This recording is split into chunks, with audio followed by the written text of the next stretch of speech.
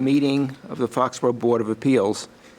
This meeting and the public hearing that we will consider are being broadcast and recorded by Foxborough Cable Access. Please note that we will be going into executive session later this evening without returning to open session. The time being 7 p.m., RAC Properties, LLC seeks variances pursuant to the Code of the Town of Foxborough, Massachusetts, Chapter 275 Zoning, Section 4.3.1, Section 6.1.10.3, Section 6.4.3, Section 6.4.6.1, and Section 6.4.8.2, and a finding to allow the subdivision of 129 Washington Street, Assessors Map 006, Parcel 051 and 020, into two conforming lots, lots 1 and 2, and any such other zoning relief, if any, as the board may determine to be necessary and appropriate. Property is located in the Highway Business District and is not located in any restrictive overlay district. Good evening. Attorney Frank Splain of Splain here representing the applicant and property owner, RAC Properties, LLC. This evening here with me are the operators and owners of the two entities that are on that property. Directly to my left is Richard Chase, who's running Chase Building Supplies, and then his sister Amanda Chase, who's the owner and operator of CrossFit Torque. Both businesses are on the property. Again, the property is located at 129 Washington Street. It's one parcel. It's Assessors Map 51, Parcel 20. As the chairman stated, it's within the Foxborough Highway Business Zoning District. However, a small portion of it is also in the Rentham R43 zoning district. It's located at the corner of Main Street and Route 1, across the street, across Route 1 from Dunkin' Donuts. Again, the owners and applicant is requesting variances and a finding in order to allow that lot on Washington Street to be subdivided into two conforming lots. And that's what the variances and the findings will accomplish, hopefully. Again, the lot is at 129 Washington Street. It has two buildings located on it and 4 storage structures, and has 2 addresses. Chase is at 129 Washington Street, and CrossFit Torque is at 127 Washington Street. However, again, it's one lot. The lot contains 321,375 square feet, or a little over 7.3 acres. It's a corner lot, so it has 2 front yards, one on Washington Street and one on Main Street. Therefore, it has no rear yard and 3 side yards. 129 Washington Street is the address for Chase Building Supply, which is a full-service lumber and building materials company. It contains a 16,838 square foot building and 4 storage structures around the building, as you can see on the plan. Chase Building Supply has been operating there since 1986, and their lumber and building materials have been sold at this location at least from the early 1960s. I was able to find a deed that was dated in the 1961 from G.V. Moore Lumber Company. So that use has been there at least since the early 60s, if not predating zoning. 127 Washington Street is the address, again, for CrossFit Torque, which is a health and fitness facility. It contains a 4,000 square foot building. That building was approved by the planning board in February 2013. Building was built. An expansion was approved by the planning board in July of 2023, but that expansion has not been constructed to date.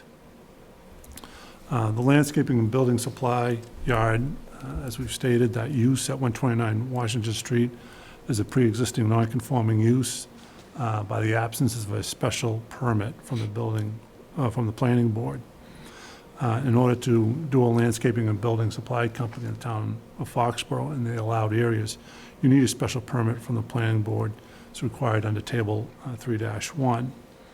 But since this is a pre-existing non-conforming use, in other words, it dates the change from needing a special permit and actually probably zoning, that the use is allowed because it's been there for so long. As we've been able to tell, in March of 2011, at a special town meeting, that's when the zoning change came in that required a special permit for that use. Prior to that, it was just under a retail establishment and was allowed by right in certain areas. The lot itself is also pre-existing non-conforming because two of the storage structures are located within 0 and 38 feet of Main Street, where the front yard setback is 50 feet, which is required under Table 4-2, but also under Section 4.2.4, no detached accessory building may be closer to any street than the principal building. So I just want to point out those two structures. Again, this is a storage structure right here. As you can see, it's close to 0 feet. And then this also is 38 feet back. Again, under the bylaw, they should be 50 feet back and should not be in front of the building. However, again, my determination is that, these buildings predate zoning and therefore are pre-existing non-conforming, and therefore the lot is pre-existing non-conforming. So they're allowed, even though they don't meet the zoning requirements. The lot itself is oddly shaped with, again, 2 front yards and no rear yard and 3 side yards. Again, the lot is located within the Foxborough Highway Business District, but also abuts the S1 zoning district on 2 side yards, and also an R40 zoning district with 1 side yard in the rear. And a portion of the lot, approximately 21,177 square feet, or just under 7% of the land, is located in Rentham, and that's a R43 zoning district, residential zoning district. The soils on this lot are very bad. It's, as Bill Buckley at Bay Colony told me, it's dense glacial tile, which is very poor for drainage and septic systems. The Chase building itself is currently on a cesspool with a tight tank, and a tight tank is only allowed when a failed system fails and has no other alternative for a septic system. So they have a tight tank as well as an old cesspool. The tight tank needs to be pumped about every 2 weeks as required. So the soils are very bad. The drainage on the Chase portion of the lot just drains to the back and to the front. There's no drainage system on it. Back when it was originally built, you just put it up and, you didn't have to do any drainage per se. The CrossFit building has a septic system in the front of the building. That was the only location on the whole site that perked, that allowed for a septic system to be on it. It was designed to be expanded if necessary in the future, either for that building or the Chase building itself. The drainage system for the portion of the lot with the CrossFit building on it, the drainage system has to be pumped to the back because the soils are so bad. So the drainage system collects the water, pumps it back here in these locations. The water is held, and then it is released over time into the wetlands, cleaned. Again, because the soils are so bad that they had to do it that way. They couldn't do any underground drainage. Where are the wetlands? If you look at the approvals, the wetlands are back in this Okay. area. But if you look at the 2013, definitely has it. The one 2023 may have it on one of it, but it's back there. So, it cuts it off. And talking with Mr. Buckley, like this location, it's not was not as good as this location for the system, for the Torque building, but he said they couldn't get it in there because of the perk, Mhm. and also the drainage, because of the wetlands, they couldn't get it over there. So this was really the only location for that building on it.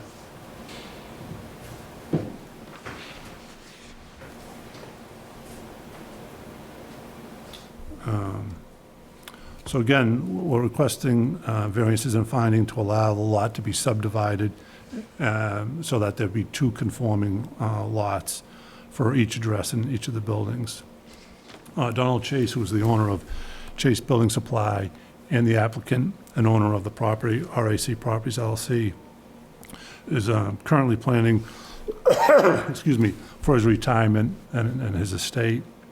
Again, his son Richard runs Chase Building Supply, and his daughter Amanda is the owner and operator of Torque Fitness.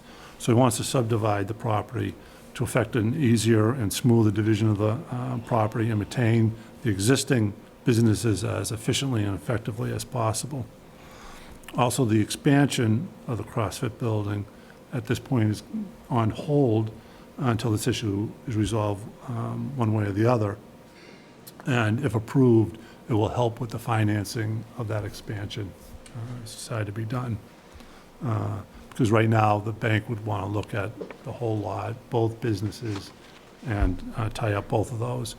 By dividing them, they would just look at that one parcel and that one business. Again, what we're proposing is dividing into two lots. One lot with the Chase building and their 4 storage structures on it at 129 Washington Street. It'll have 279,382 square feet of area. And the CrossFit building will be on Lot 2 with 41,993 square feet of area. The CrossFit building at 127 Washington Street will conform to all setbacks and zoning requirements, except for the variances we're requesting. I'll go into that in a moment. The Chase building itself at 129 Washington Street will also conform to all setback and frontage zoning requirements, except for, again, the 2 pre-existing non-conforming storage structures. Again, being too close to the Main Street and being in front of the main building. But they'll continue to be pre-existing non-conforming.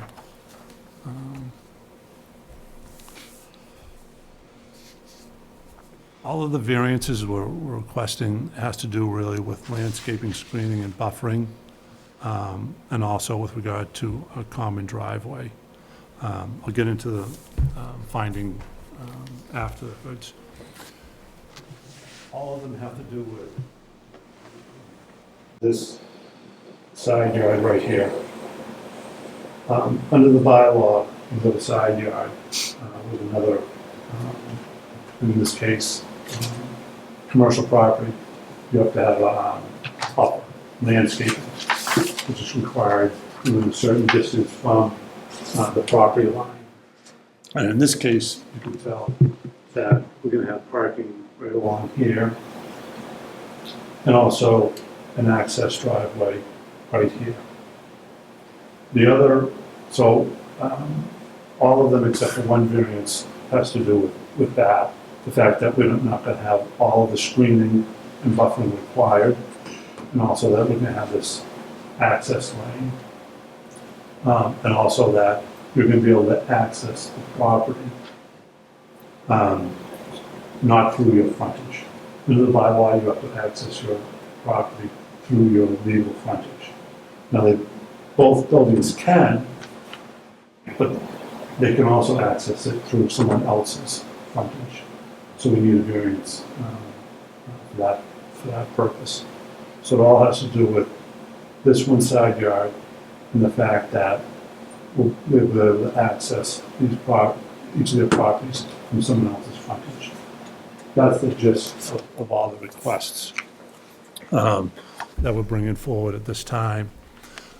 All these requests are similar to a case back in 2019 on Panis Road with regard to Hercules Realty Trust. The main difference, excuse me, between that one and this case is this case has a old building on a portion of it. The Hercules Realty Trust was one new building that was already built and two additional buildings that were permitted. And at that time, we divided that into two lots, the same as this. And all those variances were, again, with regard to one side yard. And also, they had one access point in for the property to come in. So we needed the same variance there with regard to a common driveway. But with regard to that, it was one access point for all buildings, whereas this one, we have access points from the other property, but each of these have their own access point. Now, one of the things I did talk with Mr. Chase about was the possibility of going to the planning board and cutting this off and putting landscaping in here and keeping this parking. And his feeling was no. For safety reasons, we'd like to be able to have access from here into Pit, but also people coming in here, you know, first to get here into the Chase. It's a real safety issue. When they went from the planning board could have required them,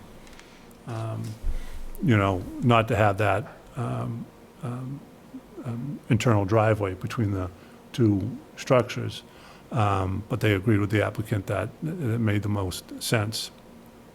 A lot of people, when they go up to, for example, I went with Mr. Buckley to the site from uptown here, and we drove all the way down Main Street and came up this way to go into the site. We could have come up this way, taken a right and shot in there, but at times it can be very, very busy, and that's a very hard left. So for safety reasons, they really wanted to keep that open there. So that's why we took that off the table. Again, the planning board could have required them not to have that internal access to both properties when they went forward, but they allowed it. Before I get into the requirements of the variance, I'd just like to say one other thing is that if Mr. Chase had come to me back in 2013 and knew in the future he was going to want to do this, we could have done an A&R plan taking that Lot 2 out of there, and then they could have gone to the planning board to get the approval for that lot, just like it is here. And they could have done that internal driveway, because under section 6.5.5, the plan, this wording has been changed over the years, this is what's in there now. The planning board may also require the connection of adjacent properties via use of a common drives. So they could have allowed that under a site plan approval also. So that could have been allowed right there. So getting to the requirements of the variance, again, this board is authorized to provide those variances if owing to the circumstances related to the soil conditions, shape, and topography of the land or structure, but are not affecting generally the zoning district in which it is located. A literal enforcement of the provisions of these bylaws would involve substantial hardship, financial or otherwise, to the applicant, and desired relief may be granted without substantial detriment to the public good, without nullifying or substantially derogating from the intent and purpose of the bylaw. So in summary, the board may grant the variances if it concludes that the literal enforcement of the applicable provisions of the bylaw will result in a situation of substantial hardship to the property owner or applicant by reason of the circumstances relating to the soil condition, shape, or topography of the property. Again, this property is uniquely characterized by the existence of very poor soil, that compromise the property, the location of wetlands on the property, the odd shape of the lot, the frontage on two streets, the various zoning districts that abut the property, the fact that a portion of the property is located in Rentham, and the actual location of the Chase buildings and structures, which all dictate, the placement of these two buildings on each of their separate lots as shown.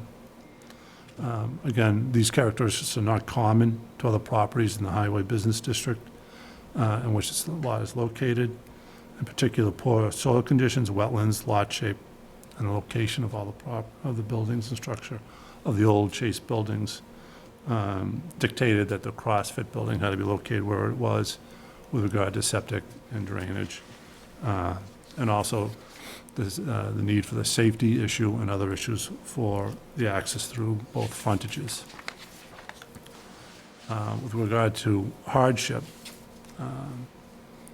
the existence of the property's paved area and location of the three access points to the property are such that compliance with the screening, buffer, and access provisions that we've discussed cannot be affected without significant expense to the applicant. So again, that they could go in there and try to meet all those requirements, but it would take a great deal of expense. And then there's also the safety issue as well. The three access points is a safety issue, which would be a hardship if required. The three access points to both properties are for the protection of the public and their employees. Additionally, because of the age and circumstances of the applicant and the owner, wishing to subdivide the property and transfer one of the properties, probably the CrossFit, to another entity for purpose of retirement, estate, and family planning purposes. Consequently, the two separate parcels of property that would conform to applicable provisions of the law provide greater financial value to the applicant than does the one single lot that contains the two buildings, and to the town also. Also, a single lot that contains, two different buildings would be more difficult for retirement, estate, and family planning, as well as more difficult to sell than separate conforming parcels, and will result in a less financial return and hardship for the planning purposes of the owner and his family. Since this situation would directly result from the literal enforcement of those zoning requirements, it does constitute a substantial financial hardship, as well as other hardships, including safety, to the applicant that warrants approval of the requested variances. Additionally, I don't think there would be any substantial derogation or detriment with regard to the public good or the intent or purposes of the bylaw.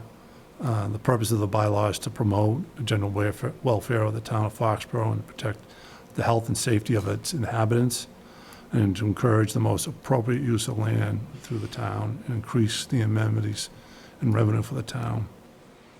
These requested variances principally impact just this property, with no impact to the abutting properties already all existing. Nothing would really change.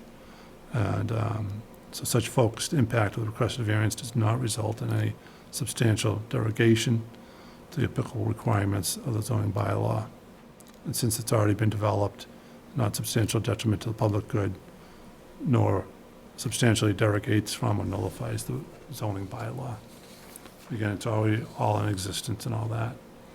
Finally, the reason for the finding is the lot, even before the torque fitness study was put on there, is a pre-existing non-conforming lot because of the buildings. Whenever you change a lot with that, even though it's the buildings that are pre-existing non-conforming, it's considered the lot. So whenever you change the lot, you really should get a finding that Lot 1, after the subdivision, will not be substantially more detrimental than was the original lot. And we feel there won't be any difference. So a finding can be given for this on this request. Okay. So Lorraine, you had a question earlier, right? Yeah, so it has to do with the shared driveway, I'm sorry? the shared driveway. So, It'll be easements back and forth. A shared driveway is where you have one driveway coming in. And, for example, on Panish Road, you had one driveway coming in. To get to the second lot, you had to drive through the first one. In this case, you can access your property from your own frontage, but because of this internal driveway, you can have customers, clients, employees access the property not from your lot frontage. And the bylaw says you have to access your property from your frontage. So that's what this is. So if somebody's coming to the CrossFit, comes up here and goes through here, they're not accessing from your frontage. So that's why we need that variance. Just a little difference.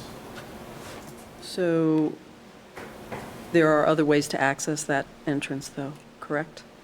Each of the buildings can be accessed through their own frontage, Yeah. but they also can be accessed through someone else's frontage, which is allowed under the bylaw, but it has to be approved by the planning board under site plan approval for 2 different lots. This was approved for 1 lot, so it doesn't have that approval per se. It could have received it if there was 2 lots at the time they went in. So, Just to, follow up on Frank's point, though, I accessed on Monday the Chase lot by going on the driveway where CrossFit is. So in other words, I came down Washington, turned into the driveway that's closest to where CrossFit is, and then drove over into the Chase area, and actually egress the property through Right. the Chase driveway. And you mentioned that the reason for not blocking that off is for safety reasons. Yes, So obviously it's a convenience factor, but it was safety for, just because of the location on the main road and access to both properties, it just gives an additional option. yes. Okay. Mainly from Main Street. As I said, Right. when I went down, I went, continued on 140, then came up Main Street to get on there. We could have gotten there quicker, in theory, if we came up the other side of Main Street, took a right on Route 1, then shot across. But that can be Dangerous. Yes. Yeah.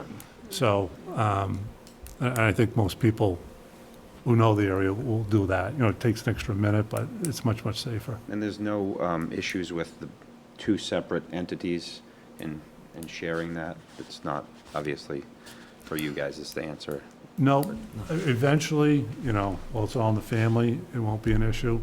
But eventually, what we're gonna have to do is we're gonna have to do cross easements, Okay. so that each can have access. Now, one of the things I didn't mention is each of these buildings have all their own parking on their own lot. They meet the requirement of it. So there won't be any parking going back and forth. However, as the building commissioner wrote in his letter to me, responding to him, I wanted to make sure I was getting everything, about the variances and findings. In order to do the expansion, they're gonna have to go back in front of the planning board to modify it, because the expansion was gonna require additional parking. However, the planning board waived required parking for now, but had to show where the parking would be. Now, again, at that time, it was one big lot, so they showed, additional parking can be done. I can't remember how, back in this area, of making parking areas in here. I can't remember, to be honest with you. But they showed they were able to do it. Well, now that it's 2 lots, you can still do that, but you have to show that you have it under agreement. So if this is approved, in order to do the expansion, you have to go in there to modify it with regard to parking. And at that time, I'm sure the board will also look at, screening and buffering overall in that area. But again, if you've been up there, you'll see that this area is screened by some high trees right there right now, but this is open. And as Buckley indicated to me, was the planning board is really concerned with screening the building from Route 1, and that's what that did. So that's why there's no screening right there. If you go back in front of them, the board could require that, or not, but to go look at it. You're still... Yeah, I'm still pondering. So I need to understand the hardship that would be created by blocking that. Yes. Yes. But what hardship It'd would be created? One, safety, which is a big concern of theirs, but also the cost to really do that, because if they're going to put all sorts of screening and buffers in there, they're going to have to relocate all the parking, because the parking is pretty close to the property line. And again, the planning board, knew how the parking was laid out when they first approved it, so I had no problem with it. And then they'd have to, dig that all up, put plantings in there, and, cut it off from each other. So there's a big financial cost to it, but also one of their biggest concerns was safety. It'd be, a hardship not only for them, but also their employees and the public. And again, it would be allowed under the bylaw by approval by the planning board if they had gone in as a separate lot originally.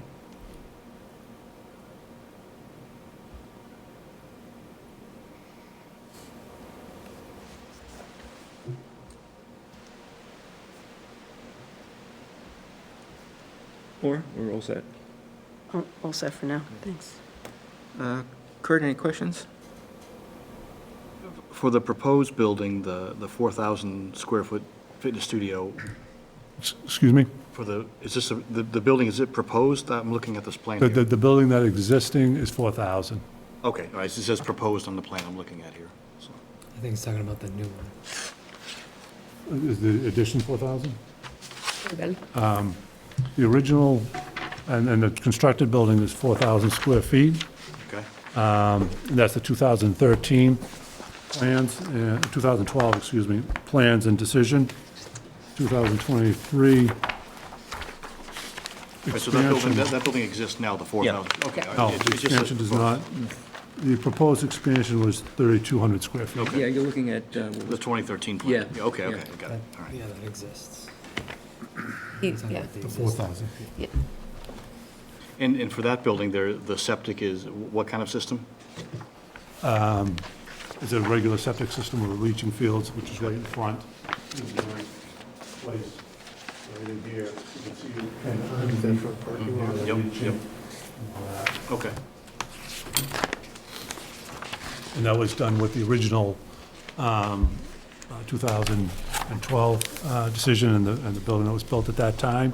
And with the expansion, it was determined that they didn't have to expand it anymore for the expansion because of the use. right, that was my question, all right, thank you. Blair, any questions? Yeah, I just have one question here. So the stormwater for the entire site now goes back to the area there where the riprap is? No, the stormwater for the CrossFit, For both, No. Before CrossFit was built, there was no, per se, drainage, because it was built, I believe, in the 50s some point. At that time, you didn't have to worry about drainage. So the water either drains to the back and side, or out onto Main Street and Washington Street, and goes into the system that's out on the roadway. Now, whenever you do new construction, you cannot allow in that area any water now to flow out onto Route 1. I'm no engineer, but I've heard that said enough that I know that. So all of the drainage, pretty much for this lot 2, is collected and sent back here the detention, which just holds it, and then releases it over time. So if we released it all at once, the soil's not enough to absorb it, so it's released over time into the wetlands after it's been cleaned. But this is just for this area generally, I don't know specifically, but the rest of this is the original drainage was before it was overflowed. This is what we said, you pretty much, you know, say, this is going back this way, and this stuff up here is going out onto the street. But whenever you do new, like if they ever, who knows, but if this building was ever torn down and they wanted to build a new building, the drainage system would not allow, the state doesn't allow any drainage to go out onto their roadways, in this case Route 1. So they would have to The do other it. piece of that too is if you, now you have a Lot 2 and that stormwater is going on to Lot 1, yeah, you have stormwater going from one property to another. And that will require easements and rights. Yep. Yep. Frank, what did Bill characterize the soil, the nature of soil as? Hard clay or Hard something? clay, I Hard believe. clay? It was, find it, Glacial, yeah, That would Tile. explain the tight tank. glacial tile, Mhm. dense glacial tile. Dense glacial.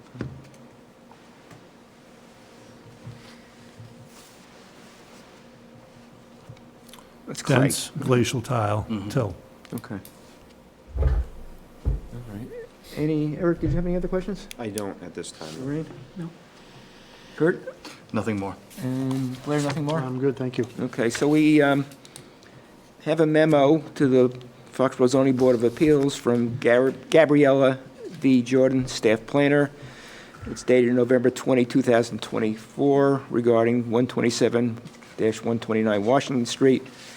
Planning Board had an informal presentation from attorney Frank Spillane, representing the applicants, concerning the subdivision of a parcel that contains 127 and 129 Washington Street. The board, she's talking about the planning board, is in support of this proposal and the requested relief. However, as stated in the building commissioner's letter of September 16, 2024, the owner of 127 Washington Street would be required to file a site plan modification as it relates to parking. Thank you for this opportunity to comment on this application. Scott, do you have any questions? No. Okay, why don't we, With regard to that memo, Yep. whenever I am involved in something like this, we always like to go in front of the planning board to get their input on it, in case there's something they want us to change it, or if they hate it, we would not file here.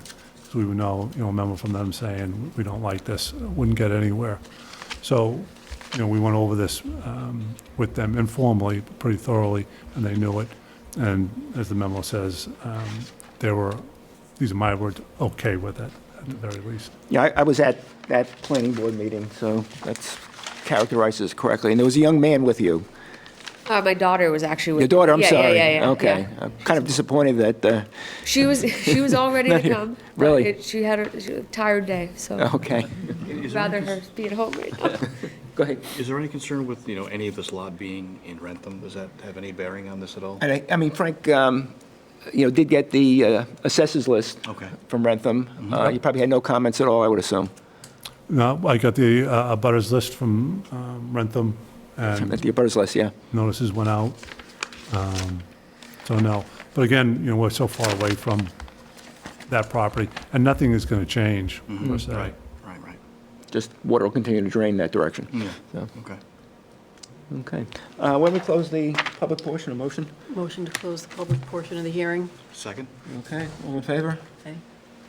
Okay, talk, go ahead. So the one part that I'm focused on really at this point still is the hardship around the first variance.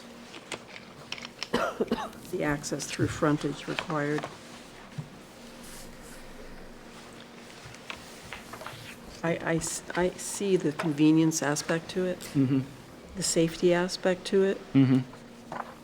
I'm having a hard time seeing that because if it wasn't an option how does, you know, how does that impact the safety?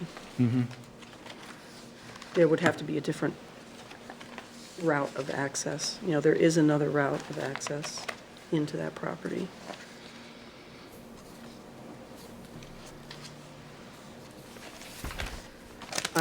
I'm wondering, you know, in terms of detriment to the public, does safety fall into that realm? If that, you know, if this was required, does that create such a safety issue that now it's become detrimental? And you know, that's not the intention, I know. So that's kind of where my brain is circling right now. But you're okay on the buffers? Yes. Okay. And to your point, maybe, you know, a better definition of what the safety concern is. Yeah. Like, it's safety, is it a vehicular speed safety? Is it a sightline issue? Like, what causes the safety concern? Yeah.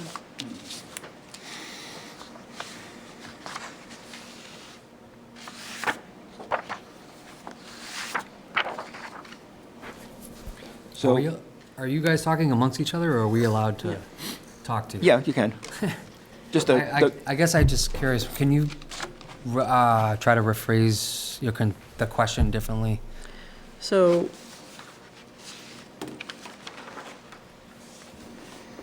we have to approve these based on three areas, right? Mm-hmm. The soil topography, that thing, hardship to you, and the public good. And I'm trying to understand the hardship that will be created if that variance was not granted due to, If we had to if you put had to put a buffer there. okay. There was a, Because Do you I'm remember hearing the- that it's for safety. Do you remember the Fatal co- motorcycle accident about 7 years ago? The gentleman was killed right outside of us. there was The someone trying to body take rolled a in. left. Body rolled into our property because he was coming south on Route 1, and she had a member That was trying to take a turning left. into the property from coming south on north on Route 1, so taking a left into the property. And she hit him, and he rolled into our property and died right there. So, Concern is the speed of everyone coming from the set of lights at Lafayette up Route 1. and about 80% of her clientele come in from, is that Main Street or that side? So come up the hill and then cut in and then cross through our parking lot, Chase's parking lot, 129 to her property. So about 80% of her clientele. And then I have employees and customers coming from the north coming into that proposed shared entrance, 6:45 in the morning and then till 4 p.m. at night, customers and employees. So I guess, I'm new to all of this, so the hardships that you're talking about, that's the safety, is that we would like to have the 3 access points be available and Yeah. whatever, because of those reasons. I mean, you're all local, I take it, so you know what Route 1 can get like. And I remember as a kid driving from Walpole to work every day with my father, and there was 2 lights all the way from McMorgan's all the way up. There were 2 traffic lights. Now it's, I don't know, 8. So, and people drive differently. So I guess that's the hardships that we're trying to overcome is that the safety, people, like Frank was saying, the people coming up across from Dunkin' Donuts up that hill and then going on and then taking left or vice versa. Is Yeah. going north on Route 1, Yes. turning left into both properties? Yes. Is that a legal left turn? Yeah. I would want, It is. a lot of state troopers say it's illegal, yeah. Because but- I think going south, there's like a no left turn. There's no left turn onto 140, which is confused with someone trying to get to the Okay. Dunkin' So Donuts. that doesn't pertain to us, that Okay. pertains to You can those pull 2 into a streets. business. Gotcha, Yeah. okay. But Yeah. I mean, so we bought the property in '86, and I think Morse built it in '57. But we have vendors or distributors dropping product off to us from the south, 495, taking a left in for, I don't know, 50 plus years. And I guess right in front of the state troopers, so. The benefit of that is that it's earlier in the day, so Yeah, traffic in right. theory I mean, isn't it's as throughout the heavy. day that we're getting Oh, it anyway, so, yeah. It's dangerous. I guess I don't see how having a buffer would stop anybody from would help that. Because people are going to be taking a left-hand turn either into the first entrance or the second entrance. Well, right now, everyone knows that story, so we tell all of our members to come up Main Street and go through Chase to get to us. Like, we encourage people not to take a left into Yeah. our parking lot because of that accident. Yeah. So is your question or concern that, not that there's any dispute about a safety issue, but more of, is safety synonymous with hardship? Right. Well, again, the bylaw says financial or otherwise. Right. As far as hardship. And I think Frank also indicated that there would be a financial aspect to it. Right. I don't know how much it would cost to put the buffers in, but you are segregating the lots, that way and impacting the safety as well as the, causing, some monetary expense that they may not otherwise have to bear. Okay. Another way of looking at it, it's been like this for years. At least since 2000, well, whenever you 2013. got the authorization in 2013. 2013. So it's obviously served a purpose. Your clients, your customers are familiar with it. Okay. And you'd be causing a safety issue in that Changing regard. that. Yeah, Yeah. and changing that. Yeah, okay. Kurt, want to weigh in, or? Oh, no, I'm in agreement with you. Good. Okay. I think I had this conversation with Scott, although, actually, you have any comments, Scott? Go ahead. No, Okay. I've discussed it enough with Frank. Yeah, I got a headache. we've had this conversation, I probably shouldn't say this, because I know this is what the bylaw, requires.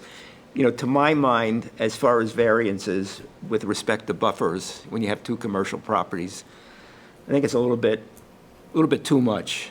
I think there should be some, whether it's a special permit or a waiver.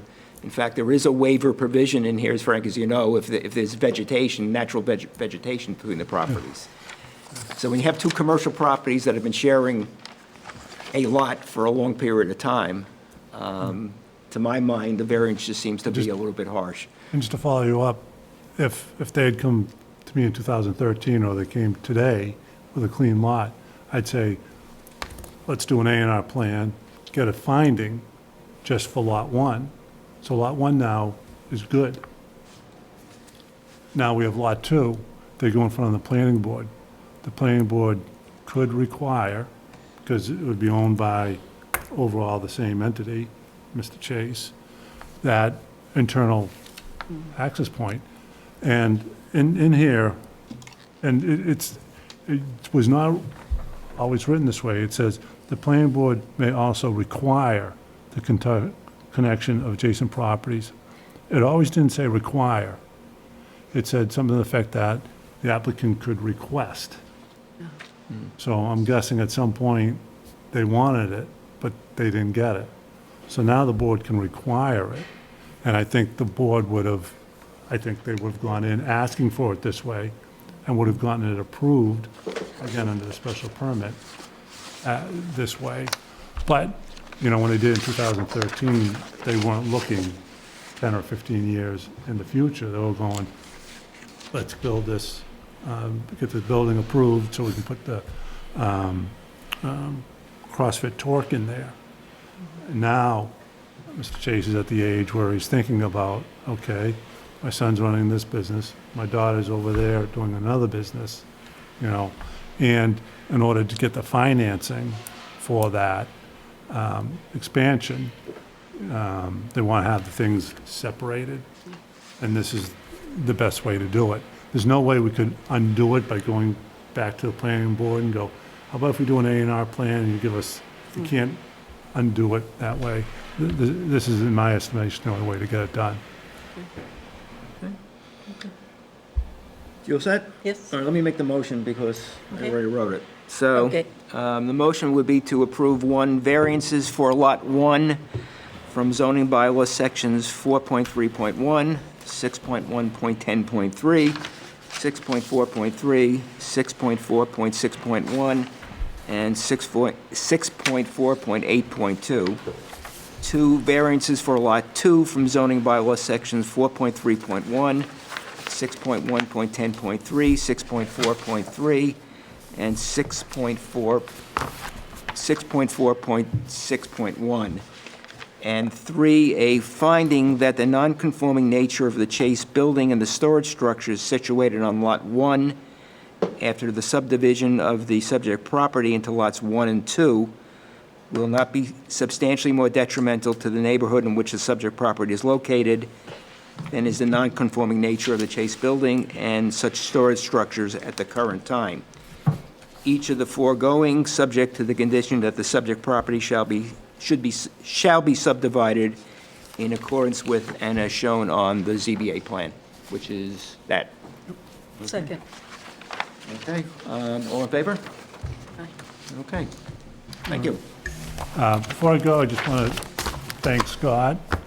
I sent him that letter, but before I sent the letter, I went in and talked with him, because this is different than what was Panish Road, because the pre-existing non-conforming.